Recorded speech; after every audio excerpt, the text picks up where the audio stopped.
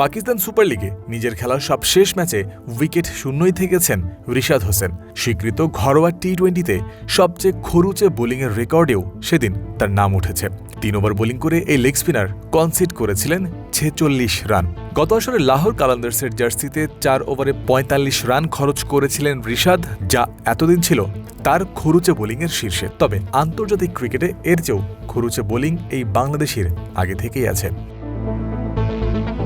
পিএসএলের চলতি আসরের একটা ম্যাচেও ছন্দ খুঁজে পাননি রিশাদ হোসেন। অবস্থা দৃষ্টে যা দেখা যায়, টি-20 ক্রিকেট ক্যারিয়ারে এই বোলারের সামনে এমন সময় কমই এসেছে কিংবা আসেনি একেবারে। এবারের আসরে এখনও পর্যন্ত রাওয়ালপিন্ডি পিন্ডিজের হয়ে 4 ম্যাচ খেলে 2 উইকেট গেছে রিশাদের নামে। মোট 14 ওভার বোলিং করে 155 রান কনসিড করেছেন 11.07 ইকোনমিতে। বোলিং গড় 77.5, স্ট্রাইক রেট 42। চলমান আসরে রিশাদ নিজের প্রথম ম্যাচে পেশোয়ার জালমির বিপক্ষে 1 উইকেট নিয়েছিলেন 35 রান দিয়ে। করাচির বিপক্ষে 38 রান খরচা হলেও পাননি উইকেট।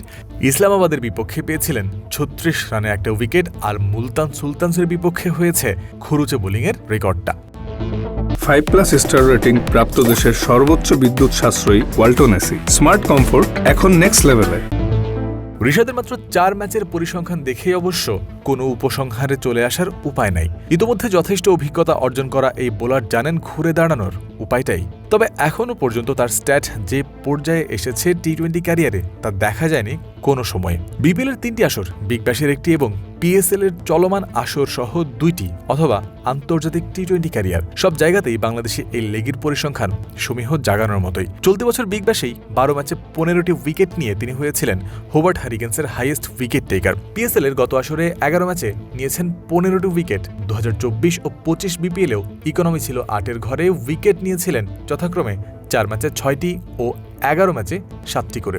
2019 বিপিএলের 1 ম্যাচ খেলে অবশ্য 2 ওভার বল করে 29 রান কনসিড করেছিলেন তিনি। তবে ওই 1 ম্যাচের হিসাব বিবেচনায় আনার প্রয়োজন বোধ করার কথা নয় কারোরই। আন্তর্জাতিক টি-20তে রিশাদ 55 ম্যাচে 71টি উইকেট আদায় করেছেন 8.12 ইকোনমিতে। স্ট্রাইক রেট তার 15.4, বোলিং গড়ও 20-এর ঘরে। এমন একজন বোলারের প্রতি তো যে কোনো ফ্র্যাঞ্চাইজিই অ্যাট্রাক্টেড হবে। আপাতত পিএসএলে রিশাদের সময়ও ফুরিয়ে এসেছে। 12 এপ্রিল পর্যন্ত তার এনওসি দেওয়া হয়েছিল। তার আগে আর মাত্র একটাই ম্যাচ পাবেন তিনি। কুয়েটা গ্ল্যাডিয়েটর্সের বিপক্ষে ম্যাচের পর তার বাংলাদেশের বিমান ধরার কথা রয়েছে। এই মুহূর্তের জন্য ছন্দে ফিরতে রিশাদের সামনে এই একটা ম্যাচই তাই থাকছে। জয়ন্ত বিন্দু, ক্রিক ফ্রেন্সি।